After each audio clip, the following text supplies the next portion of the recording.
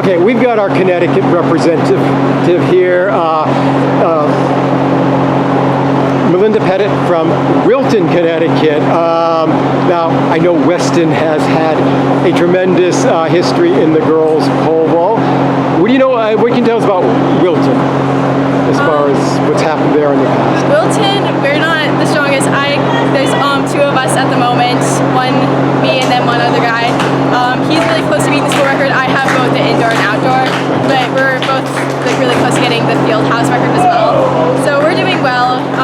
We've both done well in the HVFC Soph, so we're getting there. Yeah, you're in the FCheck league, you know, and everything. Good competition there, but in Connecticut, you've got representatives from small. We'll have from Coggin-Chog. Allison, yeah, coming up. You know, the smaller class winners, and of course Jordan is what's that? M or I think she's L? M, yeah, M, you know, and everything. Yeah. And but Wilton is it L or L? L, yeah, you know, and everything. But so Connecticut has done really well. This year I had fun filming the pole vault, or early parts of it anyways, early to middle parts of it up there at the state championship.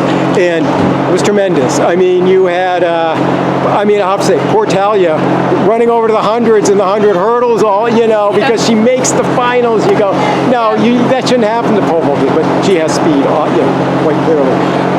So what are you learning from, you know, because you got Talia, you have, you know, you have Jordan still remaining for 1 year, and a bunch of others, Allie, and a lot of good pole vaulters there this year. It was deep. So what are you learning from them? The biggest thing I think I'm learning is like trusting the process. There's like some girls who obviously they did gymnastics and they go really high really quickly and then they like do great. But then there's also some people who obviously don't do gymnastics or do like something else, and then they're kind of starting at a lower point. But there's still the possibility for them to do great. Like Talia and Jordan. Like Jordan obviously was crazy. Well, Ninja Warrior, you know, she doesn't care about what she's facing. A machine, whirling blades, no problem. But Talia, who is our current or had the highest. The indoor, she had the indoor. She's an indoor state champion. Yeah, tied with. She just is Talia. She didn't have anything going for her. She wasn't a gymnast. She wasn't a diving. She just decided to pick up pole vaulting, and she was fast, and she was incredible at the hurdles, and she was just like so strong, and she just kept working at it. She didn't have a head start. She just kind of said, "I want to do this," and she did it. And she just trusted the process and got there and did great. So. And an older sister who was completely different. We go, wow, I guess they're the same, but you know, obviously very different physiques between them, you know, and everything.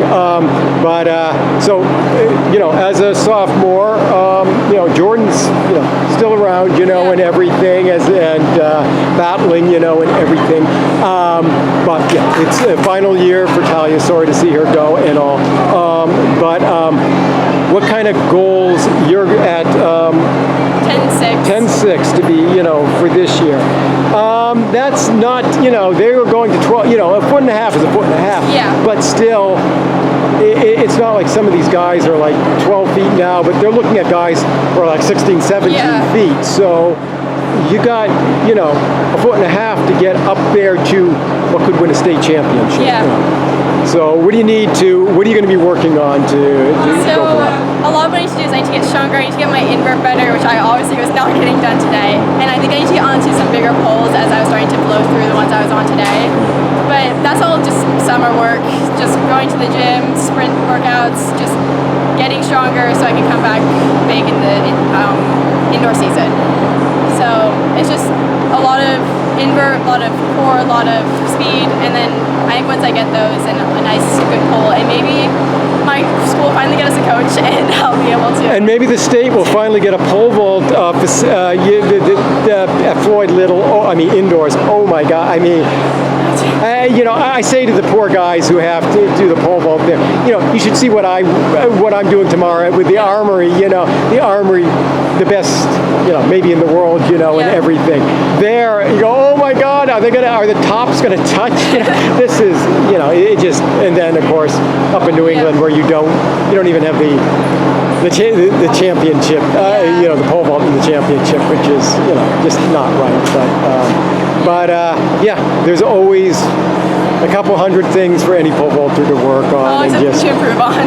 just keep at it, and every day is different, and and everything. I have to say, States this year, you couldn't have asked for too much better conditions. Yeah. It was beautiful. it did get a little hot, but I mean, States is usually the Open is really nasty hot. You just melt down there, and it really wasn't that way. It wasn't too bad. And all the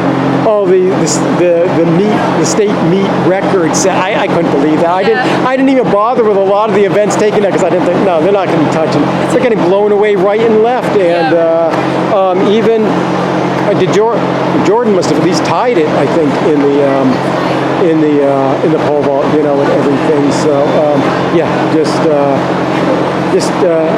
great days of it there. Well, this year's Open was insane. There was 3 girls over 12.6, which I think is like the first time in Connecticut history. Yeah. There's been 3 girls over 12.6 in the same meet. Yeah, that's. It was who was the third? Talia, and I think Liliana. Liliana Quill. Not Quill. Quill. There was not Quill. It was another. Right. Liliana Quill's the girl from the Class S school. I don't. Dale Rear, but I'm blanking on her name, but I'm pretty sure it was Liliana something. So up there. So I think she's from Norwich or something. Norwich Free. Yeah, the NFA has had probably the deepest program over the years, along with Weston, and everything. Just great going up in Connecticut. Well, hopefully I'll be able to get up there a little more than last year, but we don't have very many officials left. Nobody wants to officiate down here, and when you're a pole vault official, you don't get any days off. I appreciate half my meets at my school too. Yeah, so. I mean, you have to help out. You have to do it. I am depending on the kids or the coach, kids coaches to help me out, because it's just basically me doing it most of the time, and it's tough. So, but good luck going ahead and at Wilton, and you got some, I'm sure, great competition coming up. Thank you.